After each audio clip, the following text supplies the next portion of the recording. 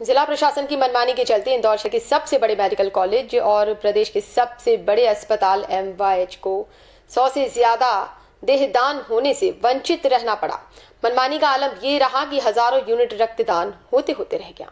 हरियाणा के कबीरपंथी संत रामपाल दास महाराज और उनके अनुयायियों ने इंदौर में बड़ा कार्यक्रम आयोजित करने के लिए जिला प्रशासन से 9 अक्टूबर को अनुमति प्राप्त कर ली थी। साथ ही बाबा रामपाल दास महाराज के करीब 3 लाख अनुयायी इंदौर पहुंचने भी लगे थे। कार्यक्रम में 3 लाख लोगों के पहुंचने का फीडबैक मिलने को लेकर प्रदेश के खुफिया विभाग की जानकारी मिलने के बाद जिला प्रशासन के पैरों के नीचे से जमीन खिसक गई और जिला प्रशासन के अधिकारियों ने पुलिस विभाग के अधिकारियों को अनुमति निरस्त करने के आदेश दे दिए। तब तक करीब 1 लाख से ज्यादा अनुयायी इंदौर पहुंच चुके थे। वहीं अनुयायियों को देखकर प्रशासन के हाथ पैर फूल गए। आनंद फानन में प्रशासन ने आयोजन समिति के लोगों को विजयनगर थाने बुलाकर कार्यक्रम निरस्त करने का दबाव बनाया और कोरे कागजों पर साइन कराकर कार्यक्रम निरस्त करवा दिया। कार्यक्रम को लेकर आयोजकों ने 3 लाख लोगों के भोजन की भी व्यवस्था जुटाई हुई थी, जो बेकार चली गई। करीब 150 क्विंटल से ज्यादा आटा, 2 टन कद्दू सहित कई क्विंटल पत्ता गोभी, लौकी, हरी मिर्ची और भी कई सामान आयोजक के अचानक निरस्त होने के चलते बेकार हो गया। आयोजकों के मुताबिक जब प्रशासन को अनुमति निरस्त करना ही थी तो पहले ही कर देते, हमारा इतना नुकसान नहीं होता। रामपाल दास महाराज के अनुयायी दास के मुताबिक रविवार को आयोजित कार्यक्रम में 3500 लोगों ने रक्तदान का संकल्प लिया था। वहीं 81 जोड़ों का विवाह समारोह भी इस दौरान आयोजित किया जाना था। साथ ही करीब 100 से ज्यादा कबीरपंथी अनुयायी सिर्फ एमवाई अस्पताल के लिए ही देहदान का भी संकल्प पत्र भी भरकर एमवाई अस्पताल प्रशासन को सौंपने वाले थे, जो निरस्त होने के चलते कैंसिल हो गया, जिससे मेडिकल की कई विद्यार्थियों को आने वाले समय में समस्या का सामना करना पड़ेगा। पूरे कार्यक्रम में गलती किसी की भी रही हो, लेकिन बाबा रामपाल दास के शिष्यों और अनुयायियों के इतनी बड़ी तादाद में इकट्ठा होने से प्रशासन की नींद तो उड़ ही गई। वहीं अस्पतालों में ब्लड के लिए दर दर ठोकरें खाते लोग भी इतनी बड़ी तादाद में मिलने वाले रक्तदान से वंचित रह गए। Bureau report, red 9 news, Indore. ये एक्चुअली क्या है कि हम लोग जो पिछले 8-10 दिन से परमिशन के लिए लगातार प्रयासरत थे, जैसा जैसा प्रोसीजर होता है उस प्रकार से हमने पूरा प्रोसीजर पूरा किया और हमें परमिशन मिली। राइटिंग में परमिशन हमारे पास थी और हमें कुछ भी नहीं मालूम कि क्या, हम तो हमारे कार्यक्रम की तैयारी कर रहे थे और हमारा टारगेट था लगभग 1000 व्यक्तियों का ब्लड डोनेशन का, 700-800 का टारगेट था देहदान का। तो हमारे पास कल तक जो प्रविष्टियाँ आ गई थी कम से कम 3,500-4,500 हज़ार के रक्तदान की प्रविष्टि आ गई थी और 2000 के आसपास देहदान की प्रविष्टि थी और हमारा 51 जोड़े का शादी का, जिसके हमारे गुरुवाणी में रमिणी कहते हैं, उसका टारगेट था। तो उसके अगेंस्ट हमारे पास लगभग 80 जोड़ों की शादी का प्रोग्राम आ गया था और हमने जो तैयारी की थी उस हिसाब से हमारा कार्यक्रम शांतिपूर्वक चल रहा था। भगत लोग आना शुरू हो गए थे, सारी तैयारी थी।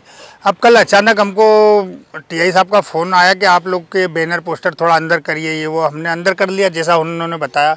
फिर शाम को हमको बुला के अचानक थाने पे और बोला आपकी परमिशन रद्द की जाती है। तो हमने बोला साहब ऐसी क्या बात है, हमारा तो शांतिपूर्वक कार्यक्रम चल रहा है, हम कुछ भी नहीं कर रहे हैं और हमारा ये आप अगर ऐसा करेंगे तो आज जो कम से कम 2-2,500-3 हज़ार लोगों को जो ब्लड के लिए बुलाया है, जिनका रक्तदान होगा, जो आखिर लाखों लोगों के जीवन में काम में आएगा, वो चीज़ सब रुक जाएगी। और जो देहदान के संकल्प फॉर्म भराएंगे, एक व्यक्ति देहदान का संकल्प फॉर्म भरने से साहब बहुत मुश्किल से तैयार होता है और आज हमारे भक्तों ने शर्त धड़ाधड़ करके 2000 व्यक्तों ने नाम लिखवाया कि हम तो देहदान करेंगे, जो आगे मनुष्य जीवन के काम में आएगा।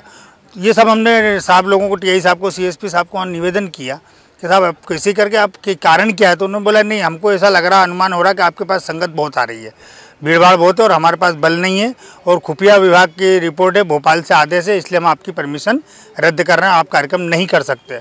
हम लोगों ने काफ़ी अनुनय विनय किया उनसे कि साहब आप कैसे करके हमारा कार्यक्रम करने दीजिए और हम गारंटी लेते हैं हमारे यहाँ कुछ भी नहीं होगा। 2 दिन से जो भगत आ रहे हैं, थोड़े बहुत 2-4-5 हज़ार आए हैं, आप देख रहे हैं शांतिपूर्वक भक्ति कर रहे हैं, अपना भंडारा चल रहा है और परमात्मा की दया से सब काम शांतिपूर्वक हो रहा है। ऐसा कुछ भी नहीं होगा जैसा आप बोल रहे हैं। बोले नहीं, आपके गुरुजी क्या बोले, दोषी करार दे दिए गए हैं तो कुछ भी हो सकता है। उनके साथ अभी तक नहीं हुआ था, आगे कैसे होगा? आपने सुना इंदौर में हम 2-3 कार्यक्रम कर चुके हैं। 18 नवंबर को हमने रैली निकाली थी परमिशन लेके, उसमें भी 1-1.5 लाख भगत आए थे, बहुत शांतिपूर्वक रैली निकली। और उसके बाद में 1 अगस्त को भी हमने रैली निकाली, शांतिपूर्वक हमारा कार्यक्रम हुआ, हमने कमिश्नर साहब को ज्ञापन दिया।